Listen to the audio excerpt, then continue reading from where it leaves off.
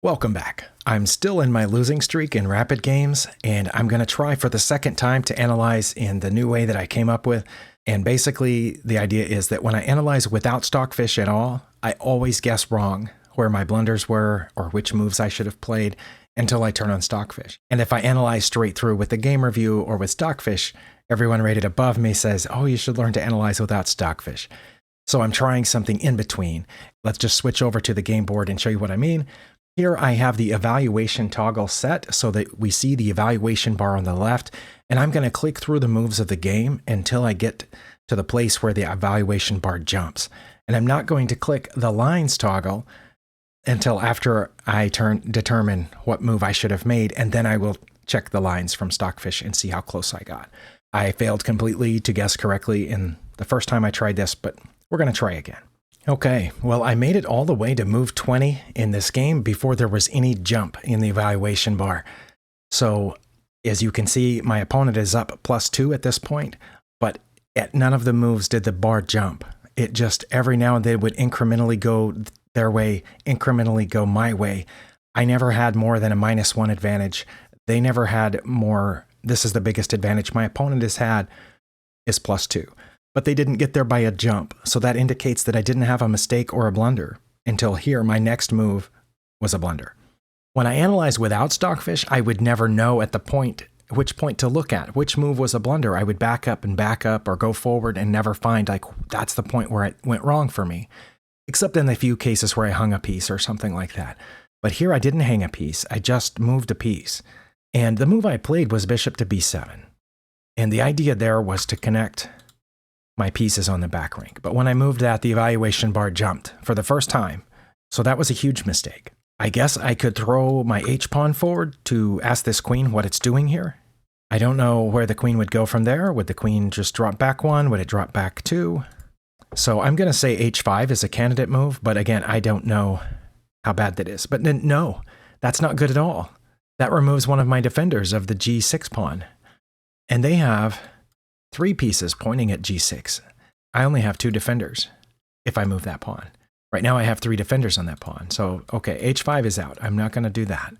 I could take the knight now. I think during the game at this point, I considered taking the knight here, but I mean, they had 2 different ways to take back, and I thought that the one that they would choose is undoubling their pawns, because earlier in the game I was able to double their pawns with a trade of, I want to say, our minor pieces. My knight for their other bishop, I believe, but now they could undouble their pawns. So but that's still a possibility because that is one of the attackers that they have on my g6 square. I don't see a downside to that other than it helps them undouble their pawns. It would, I guess, free my rook a little bit, although actually that looks pretty good. Okay, well, let's keep that in mind. Bishop captures on e5. What else is there? We don't want to do a queen move right now because their knight is currently guarding those 2 squares. Don't want to do this because the knight can then jump there and immediately attack me. Also, moving my queen undefends the g6 square. And again, right now I have 3 defenders on the g6 square, so I think removing the attacker. Okay, maybe that's what I should have played. I'm going to stop because I don't see anything else, and I'm going to click the lines button.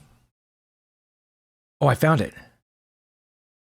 That was my best move. Now, I still would have been behind because my opponent has a +2 advantage at this point. But again, there were no mistakes or blunders before this, according to the movement of the evaluation bar. Just inaccuracies at most. Okay, so I could have removed an attacker of the g6 square. And it says they would have taken back with their rook. But let's just say, had I taken this, oh wow, there's a huge difference if they undouble their pawn versus bring a rook in here. This keeps them at +2, +2.6 now, according to Stockfish. Taking with the pawn keeps them up +1. I think if I was them, I would have been tempted to take back with the pawn to undouble. Then I could bring this one up to lock the pawn in place here on e5. Maybe. If they take with the rook, then okay, then it would want me to line up here on the f file. My rook and queen lined up together, pointing at this pawn. So that was my best move there. But what was so wrong with the move that I played, which was bishop to b7? Okay, oh, that jumped it up further than I remember. That jumped it up to +13. Okay, and the reason is because they could check here. Wait, but couldn't they check there even if I took the knight? So say I had done this, could they still check? Oh, but it would have been bad for them had they checked. Oh, because now my bishop's guarding that square. Okay. Okay, I get that now. But I still would have been down here. So something went wrong earlier in the game, but again, the bar didn't jump a lot. But I could have staved off immediate defeat here, and they would have taken, and then I would have either queen to d8, queen to queen to e7, queen to f7. They all would have stayed in the +2 range. Okay, well, I feel a little bit better this time because at least I guessed correctly that I needed to remove an attacker of the g6 square. At least that's how I'm understanding bishop captures on e5, is that I was removing one of the pieces that was attacking here. But now it has to be a queen move, and that, I think even if I had seen that during the game, guessed that correctly, I think I still would have made an incorrect move here. Okay, I do see now that they are threatening a check here, and maybe that's why. If I moved my queen to one of these squares, I'm not necessarily lining up with this rook to come down. I'm actually just preventing their rook from checking here. Because if I did anything else like this, then they would check there. Oh no, now they would do this. That's why I need to move my queen. Okay, no wonder I'm on a losing streak. I'm missing all of this stuff. How bad would it have been if they had checked me like they did anyway in the game? Would that have been bad? It still would have been +2 for them. Okay.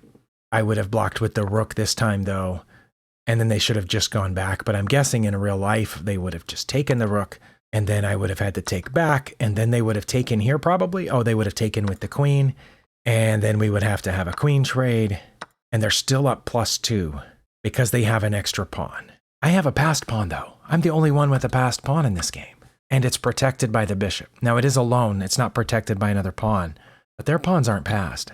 So why do they have such a huge advantage here? I'm guessing because they can check and win the bishop. That's why it wants me to play. Well, wait, it says rook to f8, but then wouldn't they still check? Oh, but then I would block and they would take and I would take, and then they would still have an advantage.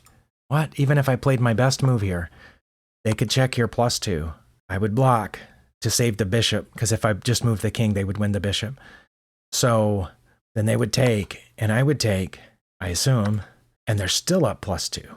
Is it because I can't protect this pawn going down? Is that what it is? It says f3 is their best move. Bishop to c8. I guess because they can't get to this pawn right now?